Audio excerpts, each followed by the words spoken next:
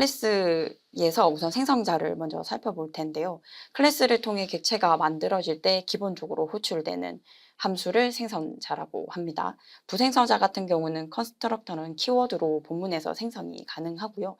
그리고 init이라는 함수를 통해서 이제 매개 변수를 초기화도 가능합니다. 그래서 이제 어떻게 생성되는지 한번 살펴보면, 이제 클래스 같은 경우에는 클래스라는 키워드를 통해서 이제 클래스를 지정을 해줄 수가 있고요. 그리고 이제 클래스 이름을 적고 컨스트럭터, 그러니까 클래스 이름 옆에 바로 붙어서 나오는 애가 이제 주 생성자죠.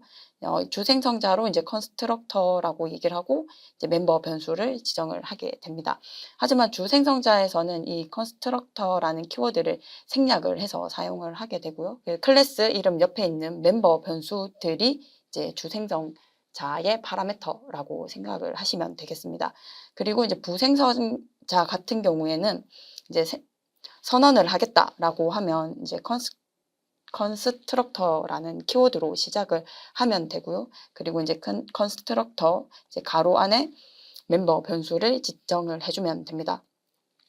그리고 이제 부생성자 같은 경우에는 이제 부라는 말이 이제 side라는 의미죠. 그래서 주생성자에서 만약에 파라미터들을 이제 내가 선언을 해준 경우라면 부생성자에서 this라는 걸 이용을 해서 이제 주생성자에 맞도록 멤버 변수를 할당을 해줘야 합니다. 그리고 프로퍼티에 대해서 살펴볼 텐데요. 이 프로퍼티는 이제 자바에서 얘기하는 클래스의 필드라고 생각을 하시면 되겠습니다. 그러니까 클래스에서 지정된 변수라는 걸 이제 프로퍼티, 코틀린에서는 프로퍼티라고 사용을 하는데요. 프로퍼티라고 붙이는 이유는 코틀린에서는 변수를 선언하는 것만으로도 하더라도 get과 set 함수가 자동으로 생성이 됩니다. 그래서 우리가 따로 이제 이런 함수, 이런 선언된 변수에 대해서 getset을 지정하지 않더라도 그냥 할당만 해주게 되면 이게 이제 set이 되는 거고요. 그래서 불러서 쓰기만 해도 get이 생성이 되기 때문에 이제 코틀린에서는 프로퍼티라고 얘기를 합니다. 클래스 선언부의 주생성자에 이제 우리가 아까 멤버 변수로 발이나 발과 같은 불변성 여부를 설정하는 키워드를 설정을 해주게 되면 따로 이제 클래스 내부에서 변수를 설정하지 않아도 자동으로 멤버 변수, 즉 프로퍼티가 되게 됩니다. 그리고 클래스 멤버 변수의 기본값 역시 지정이 가능한데요. 우리가 앞서 함수에서도 이제 함수의 파라미터들에 대해서는 기본값이 지정이 가능하다고 했었죠. 클래스에서 이제 클래스의 주 생성자에서도 우리가 이제 기본값을 지정이 가능합니다. 아까 이제 멤버 변수를 선언하는 것만으로도 get과 set이 자동으로 지정이 된다고 했었죠. 하지만 우리가 이제 멤버 변수에 대해서 뭐 get을 할 때 조금 더 뭔가 첨가를 해줄 수도 있고, set을 할 때도 그 코드를 좀 더 넣어서 확인하는 코드라든지 이런 걸 넣을 수가 있죠. 그래서 그런 거를 대비를 해서 이제 따로 get, set을 또 지정을 해서 사용을 할 수 있도록 마련해 뒀습니다.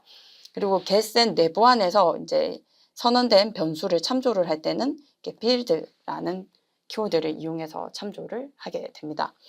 그리고 late init이라는 키워드를 통해서 값의 생성 시점을 늦출 수가 있는데요. 이 late init 키워드는 bar에서만 가능을 하고요. bar에 대한 이제 초기화 지연, 그러니까 late init과 같은 걸 사용을 하고 싶을 땐 by raise를 통해서 이제 생성하는 시점을 늦출 수가 있습니다. 이렇게 late init과 by raise를 쓰는 이유는 이게 코틀린에서는 이제 변수를 선언을 하게 되면 무조건 이제 기본값을 설정을 하게 되어 있죠. 이렇게 기본값이 설정을 하면 이제 메모리에 해당 영역이 이제 자리를 차지하게 됩니다. 하지만 내가 이 변수에 대해서는 쓸 수도 있고 안 쓸 수도 있는 경우가 있을 텐데요. 이럴 경우에 이제 안 쓰는 거에 대해서는 이제 나중에 초기화를 통해서 내가 이제 쓴다고 얘기를 했을 경우에 대해서만 이제 메모리를 할당해서 사용을 하겠다라는 의미로 late init이나 by raise를 쓸 수가 있습니다. 그러면 이렇게 생성에 대한 시점을 늦추게 되면 해당 변수가 초기화가 됐는지 안 됐는지 확인을 해야 되는 경우가 발생을 하게 되겠죠. 그래서 late init에 대해서는 이제 이렇게 변수의 initialized라는 이런 함수를 통해서 이 해당 변수가 초기화가 진행이 됐는지 안 됐는지도 확인이 가능합니다.